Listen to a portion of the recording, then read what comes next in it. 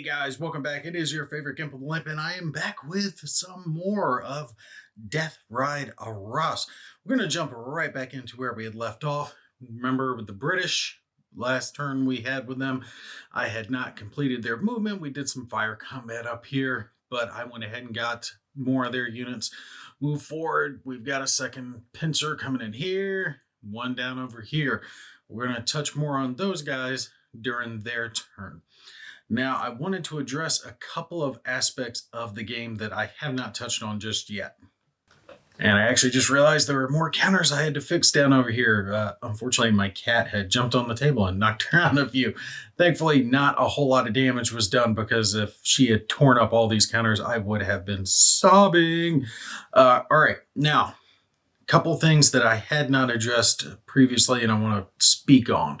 First off, the damage that was done up here. You guys see that that counter is now on its green side, the suppression rating. All right, and that's because these suppression counters do have two sides. I specifically put it on the red side, and then during the admin phase, the end phase, it gets flipped over to its green side. Now that does matter. All right, so red, think of that as the damage, the attack that was done this turn. Whatever red counters you see on the board for suppression, we're done now. At the end of the turn, that's when you flip them all over to green, but any that are already on the board that are green do get reduced. If you are not adjacent to an enemy, then it gets reduced by 2. If you are adjacent to an enemy, it gets reduced by 1. So this unit up here, barring anything else happening, if it was still at a 3 at the end of this turn, it would get dropped down to a 2 because it is still adjacent to an enemy. But that suppression, that does tick down over the course of the game, depending on what damage is done. However, do keep in mind that these suppression ratings add to their defensive value, that number in the upper right corner of the units, right? So that unit gains 3. But on the flip side, depending on its unit type, you lose 20% of your effectiveness for every point. So right now it would be down 60%. Heavier units like tanks and such, they only lose 10% for each point of suppression. But once you hit 5, you're eliminated anyway. So 2 more points of suppression and that unit will be wiped out. All right, so I tilted the camera just a little bit because something else to address. He did point this out to me. I thought this was a hill, but this is actually not a hill. This is a valley. And I think from looking at it, it appears that the number, the side that the number is on for the elevation, designates the higher side. Okay, so this is actually a ridge, and the town here is down in a valley. Yeah, that changes up a lot of things that I was doing previously. I'm not going to worry about going back and correcting it. We're just going to keep playing on because it is what it is. It's a goof, but this way you guys are learning through my mistake that it was incorrect. So pay attention to these brown lines. Whatever side that brown is, whatever side that number is on, is the higher side. So like over here where these little hills are, you can tell because the number is on the inside of the hill, right? So this is the elevation, not this. Since this is over here, that means these German units were actually going downhill, not uphill when they were going into the town. Fairly important distinction from this wall of units that are getting ready to smack into each other. Yeah. All right, so I went ahead. We are actually at the 1400 turn right now. For air support, that means that it was 1 to 5. I had rolled off camera. Again, I need to start just doing it on camera because off camera seems to not favor the Germans because they have yet again, for the 3rd turn in a row, not got any air support. The next few turns, it gets easier and easier for them to get it, but I don't think we're going to play too much farther down, so I might just give it to them on one. But you guys are actually going to see in this turn some support, right? Which is handled similar to the close air support of an aircraft. So artillery firing in a little bit, it'll be able to be shown to you guys. Now, game record turn track. I started way back here on the beginning. We did a couple of turns. So now we're at 1400. We're at where some of the modifiers start. So we're still going to have the surprise and those modifiers. All those are still kicking in. But something I wanted to go ahead and address, because I was thinking it was going to be earlier, but there's a lot of turns, and I don't think we're going to get this far on the turn record track. It'll take too long to play the game out, because a combat or two can be played out relatively quickly. But if I play out all of the combat that's getting ready to start kicking off, that would take like 10, 12 videos. Now, the German reinforcements actually start potentially coming in here. This is the 1700 turn, all right? So it's 5 o'clock. This is when those Panzer divisions can start coming into play. And what there is there are some counters I'm throwing on the board for you now. This is where you're going to keep track of these entry times. Now, there are 6 of these total, right? 3 that designate specific units, and then 3 that are blank, and you're going to randomly place them across starting here at the 1700 turn. And then when you get there, you start flipping these counters, and then you see it, one of them shows a unit, and that's when that unit would actually specifically start coming in. Those are the tank reinforcements that I was referencing that are coming in from that upper left hand of the corner. So you're going to roll and figure that out at the start of the game, what hexes they're going to come in, and that too is kept track of down or right? And then you're going to have these random times for them to come in, which is good. It gives the game some replayability, because it's going to play out very differently if the Germans get a lot of reinforcements early, or if it takes, you get 3 blanks in a row and suddenly the Germans are getting no reinforcements for 3 turns. That's a big swing. And to show you guys, this is the setup rule book, right? So the scenario book for this specific game. And it tells you about this here. So 1700, 1730, 1800, so on, for those entry counters. So that's what it's talking about, that 25th Panzer Regiment, and where they're coming in and when they're coming in. That's how this is going to take place. And then it talks about the hexes that they can potentially enter in, but it's basically all the upper left-hand corner of the map as you're looking at it. And try to be careful here just to show you guys. It is 3 stacks that big of units, a whole huge amount of units that are going to come in for the Germans, potentially. We're probably not going to have those happen in the playthrough here. I don't think I'm going to get that far with it, because there's so much going on with this game. So we're going to focus on the combat that's going on down. Yeah. All right, and before we get started way back into it, just to remind you guys, I'm not promising perfect rules. There's a lot of modifiers. There's a lot of things going on here. There's some stuff that I'm still unsure about. Honestly, the rules could just use a little bit more tweaking. Some stuff needs to be further elaborated on, like the counters I'm knocking over here, like the move and fire rules. That's rather kind of ambiguous and unclear, and I'm just going with basic war game rules for that. If you move half or under, then you can move and scoot and shoot and fire. If you don't, then that simplifies it for me, and I think it's easier to keep track of. All right, so we are going to jump into it. Reinforcements have already been put onto the board. Don't have anything else going on. The fire support stuff, right? These artillery fire markers, that is, there are some counters that go along with that, but there are some that talks about this enhancement module, which I don't have. I think it might be part of a separate game. I'm not 100% sure. I'm ignoring that for this because it is an optional rule. Any artillery can support whoever, but there are optional rules that can get into gameplay where your artillery forces will be designated to specific groups, and those are the ones that they're in support of.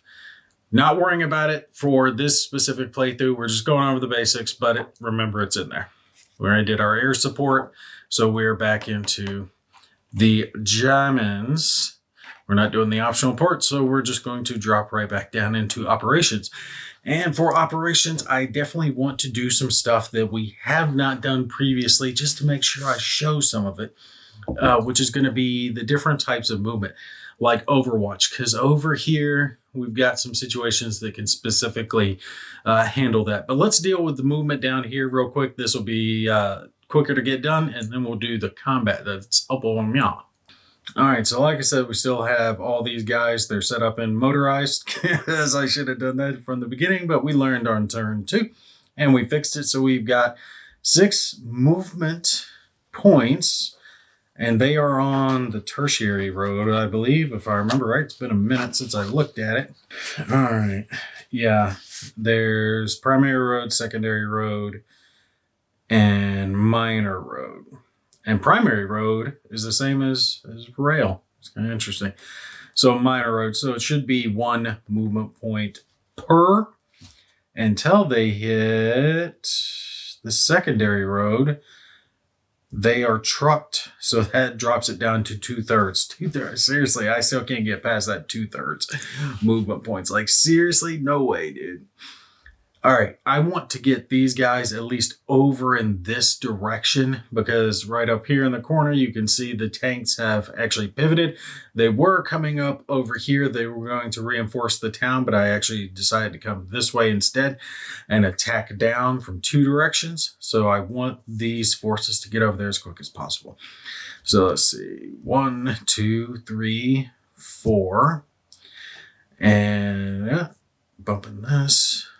Okay, so if it's 1, 2, 3, 4, no, not even 4, not even 4, because that's rail. I can take this rail line instead of going through this secondary secondary road, minor road, secondary road, primary. I have to keep trying so much, man. Yeah, this is as good as a primary road. Both of them will give me. Wait, no. I think that actually gives me better. And look at this. God, I gotta stop bumping these. They slide so easily. Yeah, if I take the rail, that drops to 1/2 instead of 2/3, and that's easier. That is easier. Way easier. So 1, 2, 3. Or no, there's rail here. It swerves. So now 1, 2, 2.5, 3, 3.5, 4, 4.5, 5, 5.5, 6. Yeah, I could get all the way up to there. Yeah. Let's do that. Have these guys just swing all along that road. This rail will give them a nice boost. And I can either follow the rail line on up and then hook left, or I can take this little bit of a road and line this ridge with forces and shoot down onto the tanks. I think I might do that. That's actually a good plan. All right. 1, 2, 3, what? Yeah, it changes because now I'm hitting that. I don't think I'm going to be able to get them all as far. All right, 1, 2, 3, 3.5, 4, 4.5, 5, 5.5, 6. Yeah, see, he gets 1 less hex of space. I think I do have to count out these first few. Did I do that right? All right, he was right there. So 1, 2, 3, 3.5, 4, 4.5, 5, 5.5, 6. Yep. All right. I do need to count these guys out, because that's going to change at least the first few. Then when we get into this minor road back over here, the rest can just shoot up.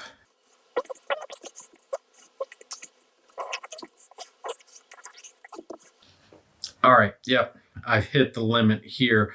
All of these had 1 hex in between each, and the rest should just be able to move up. Yep, 1 movement point per. Let's go ahead and throw the rest of these up.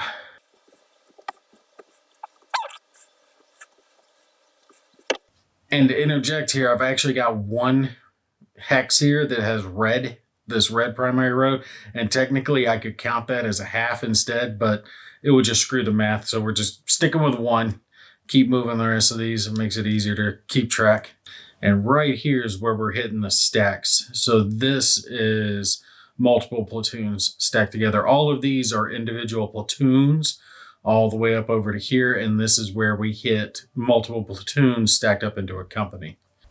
All right, so I'm yellow beating it to remind myself that all of these guys have moved all on this line. None of the center stuff, just this line, but that is the entirety of those forces. So now I can actually start bringing in some of that reconnaissance, the 37th Reconnaissance Group behind, but I'd almost rather them take this route rather than this route. I'm going to have to double check that for the entry to see if it matters on which one. We still got a line coming up here, but it's going to be harder with this upper group to get them going in because they're going to bunch up right here. All these guys are able to stream along this road. These guys can't do that. They're going to bunch up against the British forces. It's going to cause a little bit of a logjam. All right, now we're going to have to do something a little different because these guys are going to have to drop out. They're going to have to unload. Yeah, it's time for them to unload. Show clear. Let's see if he... Oh, wait, that's movement. Fudge. Oh, fudge. I said fudge.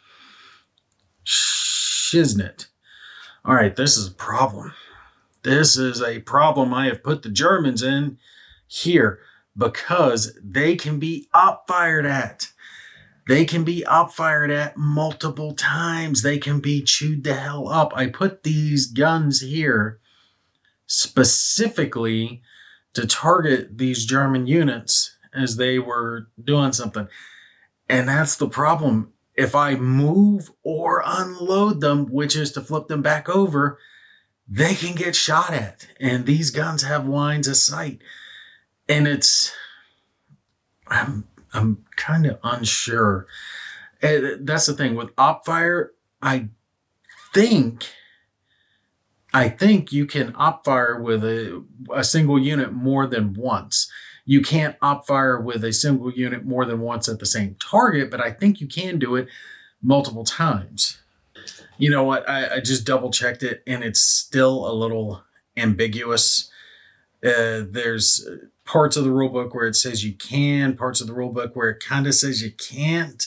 So I'm just going to go, if you op fire, you're done, right? You can op fire once. I think that's just more simplistic and it makes more sense that way. Regardless, I accidentally put the Germans in a position now to where if they unload, if they flip to go into combat mode, they can instantly be up fired at by all the units here that have lines of sight to them, which to this one, and I don't think this one. I think he's far enough back to know, but this one is at the edge of the lip of the hill. So all of these guys are at the edge of the hill, not this one here. And I have to flip him over. And here's the thing. You can't op fire at someone who's adjacent to you, but you can defensive fire at someone who's adjacent to you when they use movement points adjacent to you. So the act of flipping him over automatically gets him fired at by this guy anyway. And there's AT guns here and here, both targeting. Now, they are out of range for secondary weapons of the AT guns, but they are definitely within range of the primary guns. But the primary guns don't have huge numbers.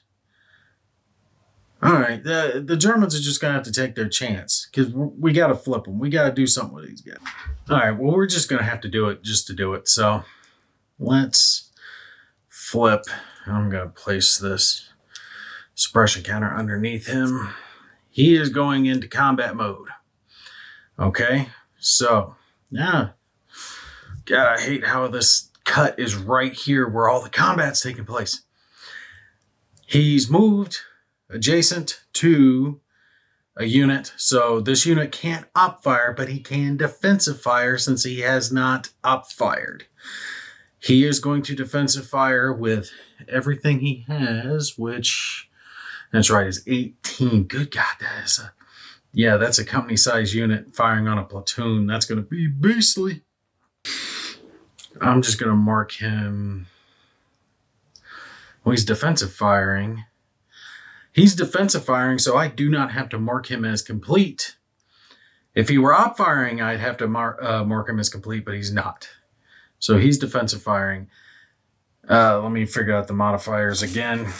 He's getting a +3. I know that, and I think the rest of them canceled out if I remember right. And for some reason, I'm remembering that he doubled his combat factor last time, but I'm not remembering why. There's something off on that. I can't remember. I'm brain farting out on it. All right. It is what it is. Yeah, because he's a ×1. It's not the surprise table. It is not the surprise table. Yeah, die roll modifiers. Maybe I did the ×2 strength modifiers. Well, no, this is fire and assault. That is where it comes from. That's right. That's where it comes from.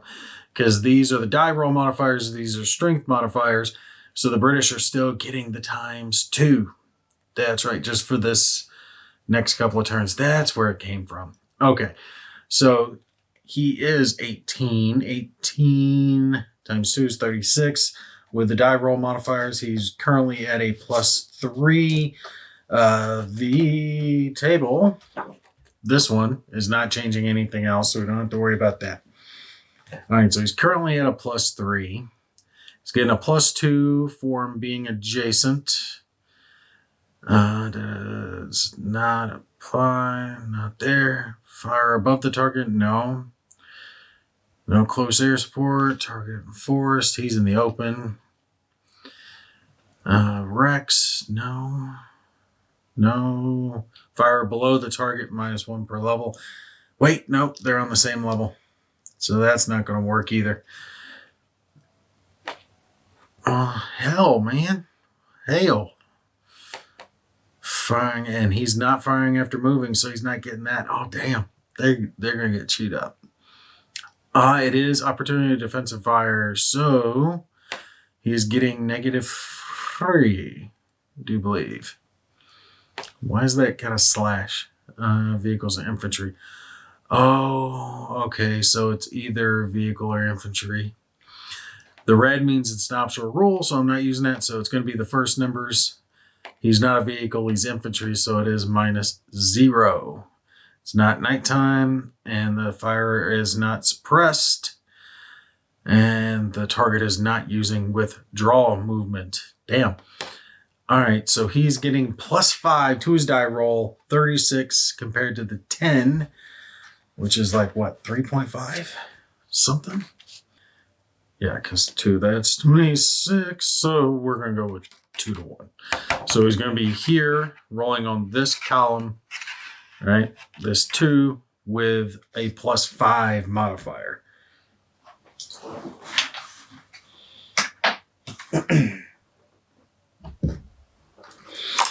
All right, so let's scoop up our die here, see what he gets. All right, even though we got the 1, which is very bad, still with +5, that puts him up to a 6, which is an S2.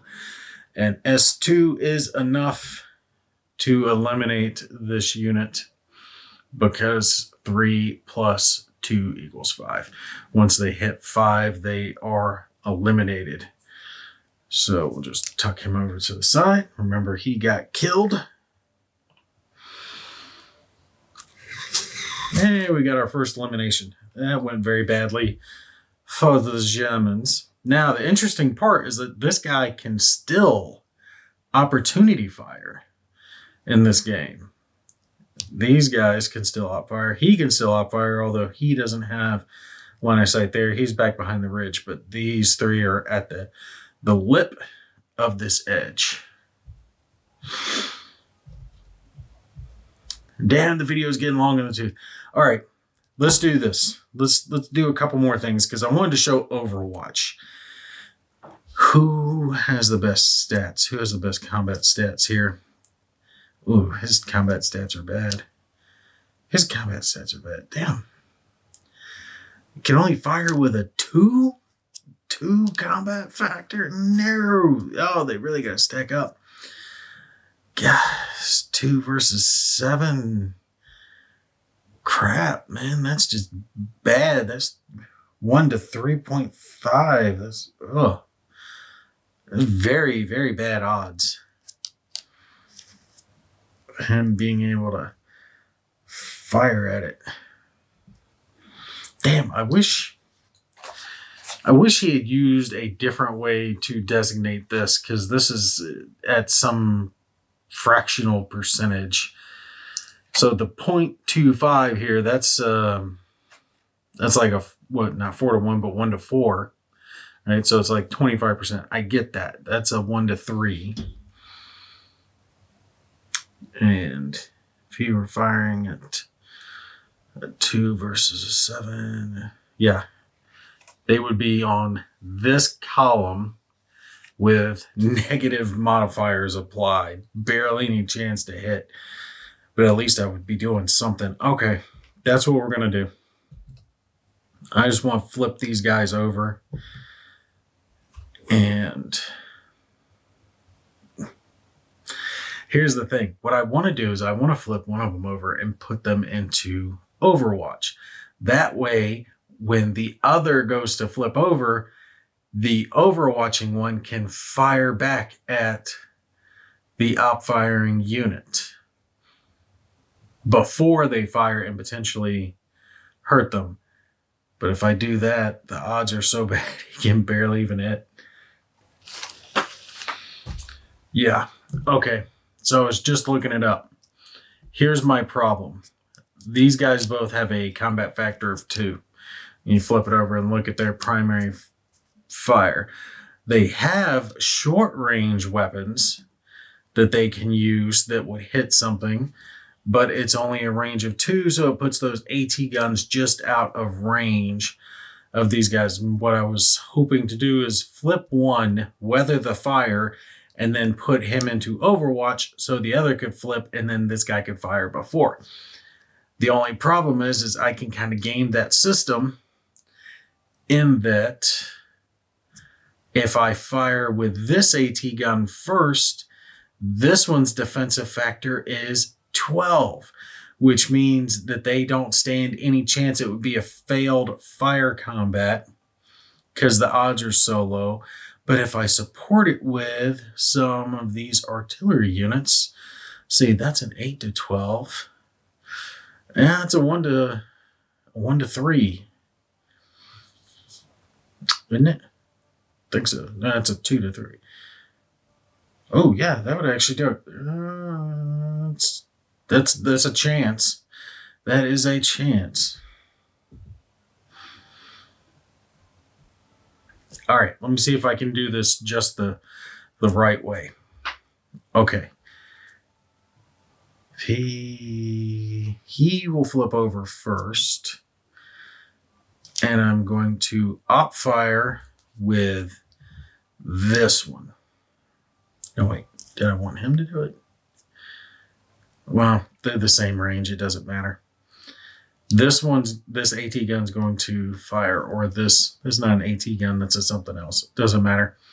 I'm not sure what that is.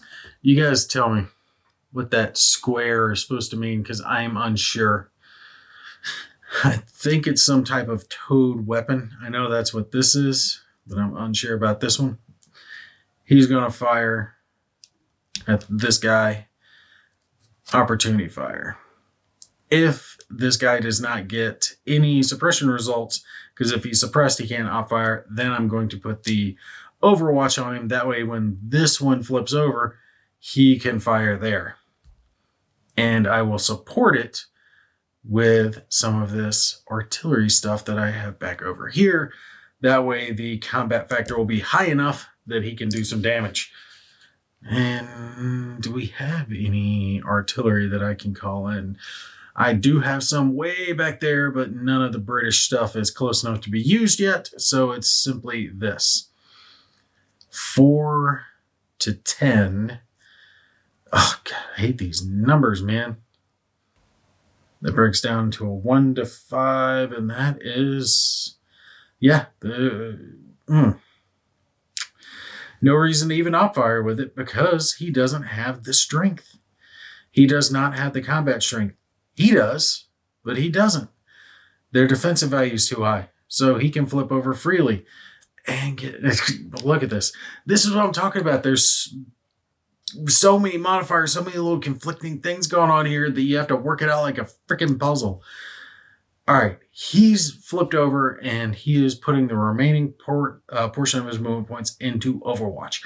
That means he is specifically protecting other units that are moving. That way, if they are opportunity fired against, he gets to fire first to attempt to stop that. Now, this guy's going to flip. Wait, I could have op fired there with this one against him. And before we flip that. Okay, I'm not going to show a whole lot of... Okay, since this game isn't going to play forever, I'm wanting to show some Overwatch, so we're going to ignore that guy. He could have opportunity fired. He's not. He's not going to opportunity fire. He will just fire on his turn, so it doesn't matter. This guy is going to flip over. That is going to incur opportunity fire from this one because he is strong enough, I believe. Is he? No, he's not either. They are both just shy. I need, at worst, a 1 to 4. Right? That's what this is. 1 to 4. This is not. Oh, no. No. Yeah. That'll. Okay. I just realized after going back over it that I think I goofed the math over here. And part of that is just all the conflicting information that's on me. We're going to let this stand as I had it out. This one is flipping. He is going to be opportunity fired against by this guy here. Now, we'll stick with this because that's a 1 to 2. 1 to 2 chance. Okay? But he's going to Overwatch against him first, and he's going to get supporting artillery fire coming in. So he gets his Overwatch. It will mark him as op-fired primary because he could still op-fire with his secondary. And we are going to opportunity fire one of these guys down here in support of that action, of that combat. So firing here, lobbing some shells in the combat. They are doing this because he went into Overwatch. All right, so he will do this, and if they can get a suppression, then he does not get to do his opportunity fire against this unit here. Okay, so when the artillery is firing in, it gets to use basically the weakest or the strongest defense type in the hex. For this hex, it's not going to matter since that is infantry, so it's soft. But if there was a horde vehicle or a medium vehicle in there, it would use modifiers based on that. Okay. And I know he's only adding 2. He's adding 6. So that's 8. 8 to 12. What is it? 0.33. Yeah, third. Yeah. So they're going to be rolling on this column, but they've got some negative modifiers going for them. 1 is just going to be the surprise table, so they're automatically getting the -2.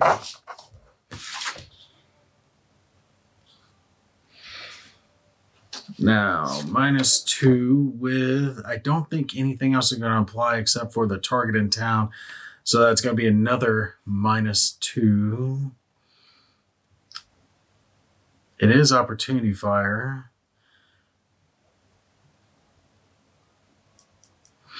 I just saw something else. You guys let me know. This slash, is that designating opportunity fire or defense fire? I think it is vehicles or infantry. Vehicles left, infantry on the right. but that is a little ambiguous as well. All right. Technically, he has moved. Yeah. He moved half. So it was another -2. Damn, he's got like a -6. -6. That is just so bad. Anything else? Fire is above the target. He is above the target, so he gets +1. So that brings him down to just a -5.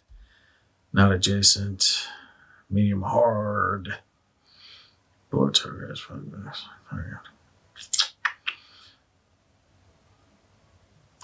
No draw movement. Yeah. So it's just going to be a -5 on the table.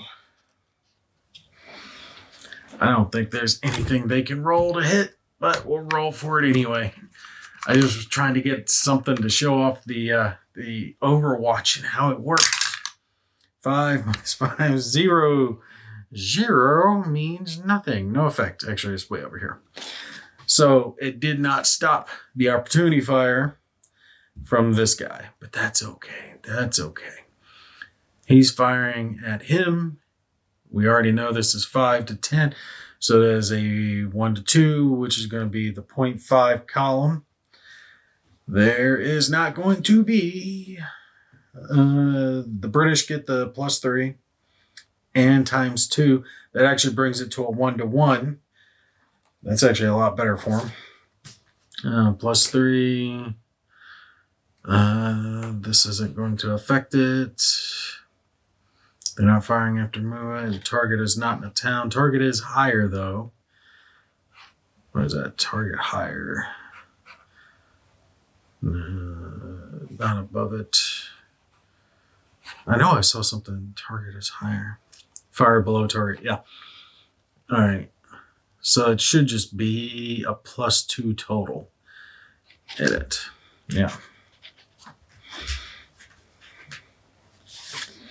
So they are on the 1 to 1 table, and they get a +2 on this table. All right, so we'll roll for them, and that is a 7 +2, 1 to 1. Let's see. It's still a 1.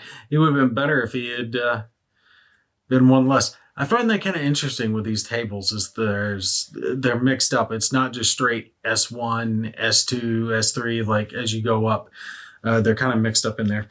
Got a single point of suppression though, so that will stop them from doing anything else.